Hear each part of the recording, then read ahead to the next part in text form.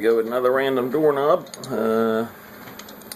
Once again, I don't know who makes it or what kind. It just says made in the USA here, which is probably rare in and of itself. Anyhow, it's got kind of a goofy inset. I hope that's in focus. Where the key goes in, it's really deep. I don't know if you can see that or not.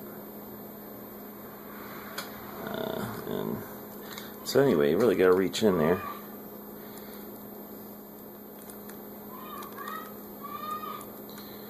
Okay.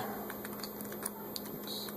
Locked up. I don't have the key for this, and by the way, I didn't have the key for the last one I picked either, just for the record, in case you're watching these both. So here we go.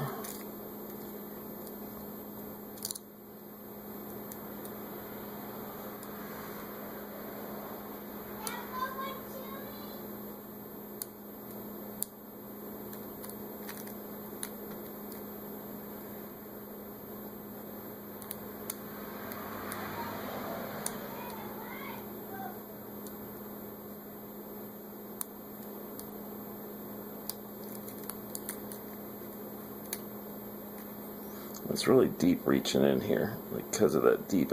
There's a good 1/4 inch until you even hit the beginning of the keyway, and probably another 3/16 of an inch till you hit the first pin, so you lose that much of your pick. Kind of gets weird reaching in there. Oh, there we go. Got that.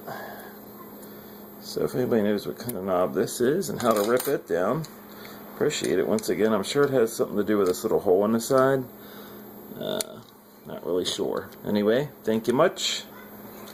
And thank you, Bob at Channels Locksmith in Hanover, for letting me have this doorknob to play with.